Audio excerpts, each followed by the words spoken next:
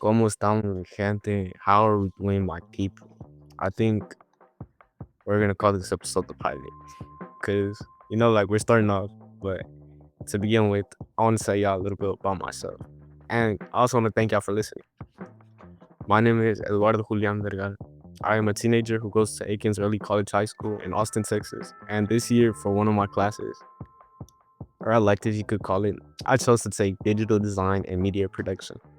Now, I know that you might be thinking, isn't that two classes? Well, yeah, kind of if you think about it like that. But that's besides the point.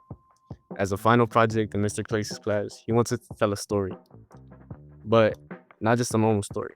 He wants us to use an audio story, a video story, a web page story, or just a traditional website. So, you see, I was going to talk about some of the biggest events in my freshman year, the positives, the negatives, the classes I liked, the ones I didn't. Of course, a girl or two would have been mentioned. But most importantly, I wanted to mention how fast time went by. I know it sounds ironic, but time actually flew by. I was so young, yet we grew up so fast. I also wanted to mention how positive can turn to negative so quickly. Now, it had been about a week since I wrote, maybe 2 weeks since I wrote that first part. But something I couldn't bring myself to mention was that I had received some unfortunate news that morning. My apologies. And for a while, I couldn't get over the fact that I just never got to say goodbye. I mean, I expected so much time with my grandfather, even after he was diagnosed with cancer. But after his obituary, I felt a lot more relieved. I mean, I got to say goodbye. I was one of his pallbearers, and I got to give him something of mine to keep. So a part of me will always be with him. That took a lot of my shoulders. But everything has to come to an end, you know? I mean, we can't even grieve forever. And to be completely truthful, I don't think my grandfather would have wanted us to grieve forever. He would have, I mean, he had already come to terms. He wouldn't have. He had already come to terms with his disease. And he always tried to sound strong when someone would call to check on him.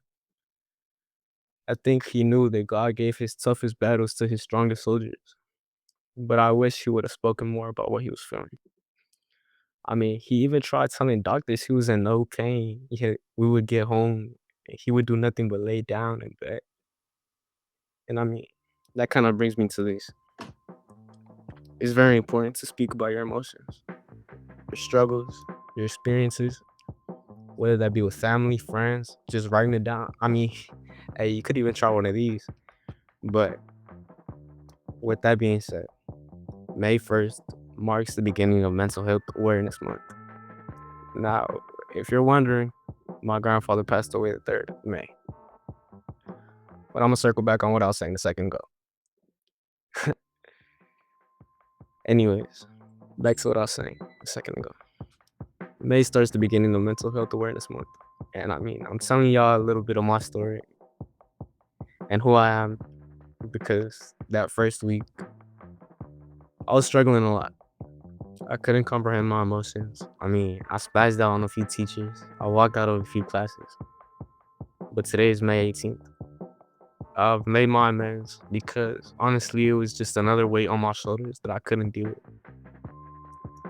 But that entire first week, I just tried distracting myself from the fact that he was no longer with me. But we cannot do this forever, you know? And it's very important that we speak about our struggles, our pains, or any experiences. So with that said, man, I feel like I've been saying that a lot. But back to what I was saying before.